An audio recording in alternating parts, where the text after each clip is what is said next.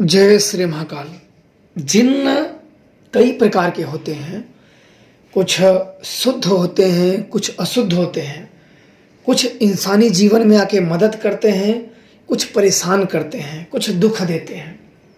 ऐसे ही आज एक जिन्न के बारे में आप लोगों को बता रहा हूँ, जिसका कई बार आप लोगों ने जिक्र सुना है, कालिया जिन्न। अब कई लोग इनकी साधना भी करना चाहते हैं और कई लोग पूछते रहते हैं और कई लोग कर भी चुके हैं। तो कालिया जिन्न एक बहुत ही शक्तिशाली और महान जिन्न है। कालिया जिन्न जिसपे प्रसन्न हो जाता है, ये हर प्रकार से उसकी मदद करता है। और जब इसकी लोग साधना करते हैं तो ठीक से कर नहीं पाते हैं। उनकी सांसारिक इच्छाएं उन्हें भटका देती हैं साधना से। वो तुरंत अपनी सांसारिक इच्छाओं की पूर्ति के लिए तत्पर हो जाते हैं। जब कोई भी शक्तियां साधना मंत्र जाप किया जाता है तो सर्वप्रथम उसको पूरी तरीके से जगाया जाता है, पूरी तरीके से उस शक्ति को जागृत किया जाता है। जब वो शक्ति पूरी शक्ति से जाग जाती है तो आपको अपने पूरी सामर्थ्य के साथ मदद करेगी, तब वो कई काम आपके कर सकती है।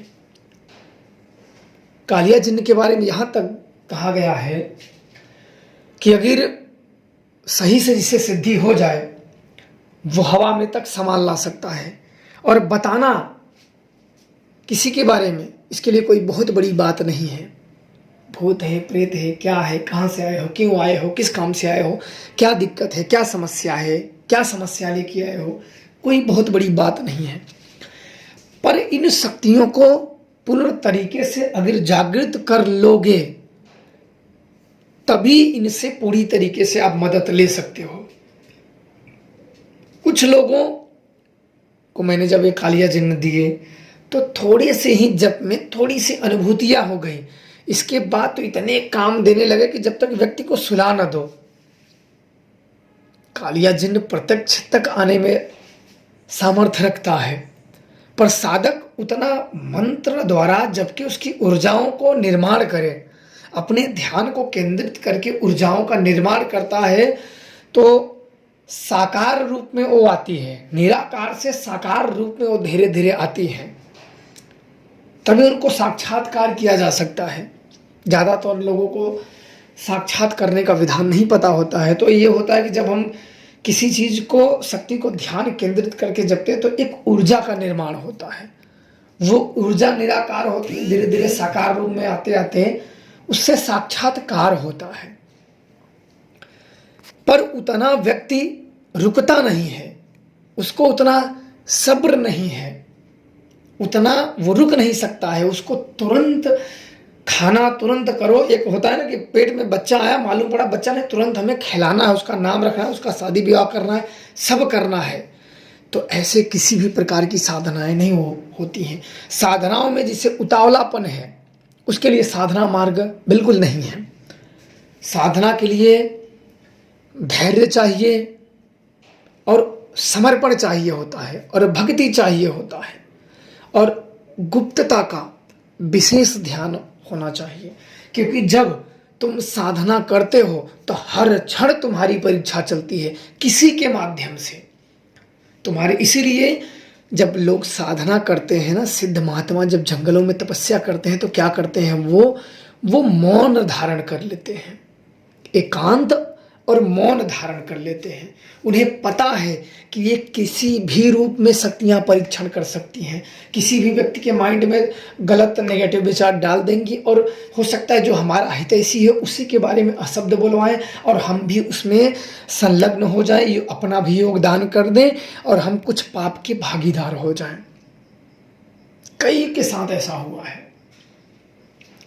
तो इसलिए लोग ज़्यादा मौन धर लेते हैं ताकि उन शक्तियों में रुकावट ना पड़े और हम अपनी सिद्धियों को कर सकें। मौन हम व्रत धारण कर लेंगे तो हमारा मन भी होगा बोलने के लिए, फिर भी हम खुद ही अपनी जुबान पे अंकुश लगा दिए हैं तो हम चाहकर भी नहीं बोल सकते हैं। तो इसलिए मौन रख दिए जाते हैं ताकि हमारी जो ऊर्जा हो उसका संचय हो और हमें जो साधना सिद्धियां कर रहे हैं उसका कई गुना प्रभाव हमें मिले और जल्द से जल्द हम सफलता के नज़दीक पहुँचें, इसलिए मौन रखा जाता है। और कालिया जिन्न एक महान शक्ति है, पर इन शक्तियों को संचालित करने वाला चाहिए। योग्य गुरु के मार्गदर्शक के अलावा अगर इसको किया जाए या चलाने में कुछ त्रुटियां की जाए या कुछ इधर उधर हुआ तो ये बड़े घातक परिणाम इसके होते हैं। कभी भी सिद्धि रहती है तो उसका ज्ञान भी होना बहुत जरूरी होता है। अगर आपको कुछ अगर सामान है तो उसको देखभाल करने की भी आपको काबिलियत होनी चाहिए, ज्ञान होना चाहिए, अन्यथा वो आपके लिए मुसीबत हो जाएगी। शक्तियाँ पूजो तो मार्गदर्शक जरूर होना चाहिए, अन्यथा बहुत मुसीबत में, कई मुसीबतों के साथ व्यक्ति, इनको तो पूरा पड़ा ही है समय, ये तो कई जन्म आप कर सकते हैं कि भैया कब मरो हम ले लें। तो इसलिए सदैव इनको अपने काबू में करो, स्वयं इन शक्तियों के काबू में ना हो जाओ। इस बात का विशेष ध्यान रखना। इंसान अपने कामनाओं के वशीभूत आके, चुड़ैल भी आए उसके भी पैर, भूत भी आए उसके भी पैर, बेताल भी आए कोई भी, बस इनका काम करे। तो सांसारिक इच्छाओं के लिए इतना भी अपने आप को घुटने नहीं टेक देने चाहिए कि बिल्कुल वो आपका फायदा उठा ले और आपके आत्मा के साथ कुछ सौदा कर ले। ऐसा बिल्कुल नहीं होना चाहिए। सदैव भक्ति का मार्ग होता है मुक्ति का। अगर इसे कार्य से जोड़ा जाता है तो समस्या उत्पन्न नहीं होती है। भक्ति का मार्ग है इस सांसारिक जीवन को मुक्त करना। पर इनको अगर सांसारिक कामना के लिए, भैया हमारे बहन का काम नहीं बन रहा है, हमारे भैया का काम नहीं बन रहा है, हमारे पापा का काम नहीं बन रहा है, मेरा काम नहीं बन रहा है, किसी ने पैसा ले लिया, किसी ने पैसा दे दिया है, किसी ने भूत पकड़ लिया है, किसी ने क्या कर दिया है, तो जब सांसारिक इच्छाओं में शक्तियाँ चलाओगे ना तो जो मुक्ति का मार्ग है, जो ज्ञान का मार्ग है, जो प्रत्यक्षीकरण का मार्ग है, जो आपसे उससे जुड़ने का मार्ग है, वो कहीं खो जाता है। और जब मार्ग खो जाता है तो इंसान जब भटक जाता है तो भटका हुआ इंसान अपने मंजिल तक कभी नहीं पहुंचता है, वो भटकता रहता है। कई गुरु समझाने का प्रयास करते हैं जिन्होंने इन ज्ञानों का खोज कर लिया है, पर भटका हुआ व्यक्ति समझना ही नहीं चाहता।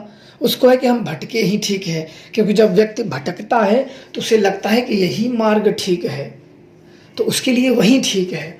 बाकी इसकी महान सिद्धियां हैं, मैंने कराया है, आगे भी कराता रहूँगा। पर इसके मंत्र दे दिए। विधान को गुप्त इसलिए रखे हुए हैं कि मेरी स्वयं की साधनाओं का विधान है, तो इन शक्तियों को योग्य को दिया जाता है। अन्यथा एक ऐसा होता है कि अगर पूरी चीज़ को दे दिया जाए तो देने वाले को भी प्रभाव पड़ता है, अगर सामने वाला गलत मन से इन शक्तियों को प्रयोग करे तो। इसलिए कुछ अंशों को रख दिया जाता है जो योग्य लगे, हाँ सच में ये व्यक्ति दुखी है, इसे करना चाहिए, तो बिल्कुल उसे दे दिया जाता है ताकि वो कर सके और उसकी जो साधना है, आराधना है, पूजा है, सेवा है, वो कर सके। ऐसा नहीं है कि आप किसी को, अगर आप अपनी बेटियों की शादी, अपने बहनों की शादी या किसी की शादी करते हो तो योग्य के पास करते हो, तो इसे इन शक्तियों को है कि हमारे अलावा अगर कोई दे दिया पूजो, कोई दा, अगर हम देते हैं तो हमारा एक कर्तव्य बनता है कि सामने वाले को देखना कि योग्य है कि अयोग्य है, सेवा कर पाएगा कि नहीं करेगा, वो देखना परम आवश्यक होता है। तो बिल्कुल आप लोग करिए, अगर करना हो तो कालिया जिन्न की साधना आराधना करिए और सेवा करेंगे तो एक दिन जरूर इसकी कृपा और सिद्धि प्राप्त हो जाएगी। खुश रहें और प्रसन्न रहें। जय श्री महाकाल।